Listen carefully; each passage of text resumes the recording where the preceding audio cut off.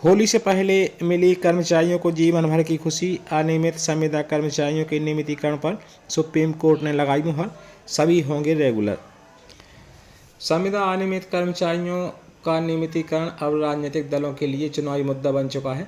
जहां भी चुनाव हो, राजनीतिक दल की ओर से नियमितीकरण का वादा सामान्य तौर पर रहता ही है, लेकिन अब तक पूरी तरह से संविदा कर्मचारियों के नियमितीकरण को लेकर फैसला नहीं लिया गया।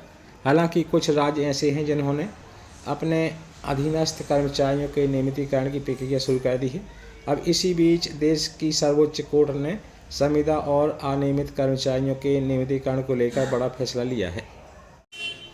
दरअसल संविदा कर्मचारियों की याचिका पर सुनवाई करते हुए सुप्रीम कोर्ट ने कहा कि 12 मासी स्थायी प्रकृति के काम करने के लिए नियोजित श्रमिकों को अनुबंध श्रम विनियमन और उन्मूलन अधिनियम 1970 के तहत उन्हें सिर्फ स्थायी नौकरी के लाभ से वंचित करने के लिए अनुबंध श्रमिक नहीं माना जा सकता है।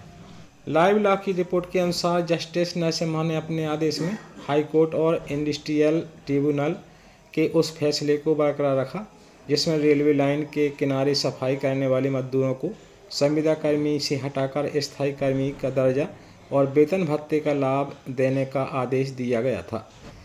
सुप्रीम कोर्ट ने इस तथ्य को रेखांकित किया कि रेलवे लाइन के किनारे गंदगी हटाने का काम न सिर्फ नियमित है बल्कि बारहमासी और स्थायी प्रकृति का है।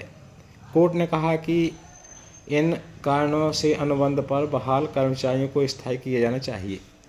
आपको बता दें कि महानदी कोल फील्ड्स ने इस तरह के 32 कॉन्ट्रैक्ट कर्मचारियों में से 19 की नौकरी परमानेंट कर दी थी, जबकि 13 को अनुबंध कर्मी के रूप में ही छोड़ दिया था, जबकि सभी कर्मियों की ड्यूटी एक समान और एक ही प्रकृति की थी।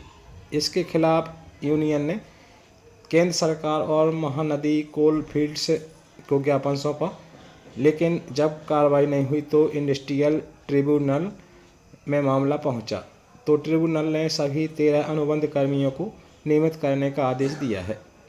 बाद में उसी फैसले को हाई कोर्ट ने भी बरकरार रखा, जिसके खिलाफ महानदी कोल फील्ड्स ने सुप्रीम कोर्ट का दरवाज़ा खटखटाया था, लेकिन वहां से उसे निराशा हाथ लगी है।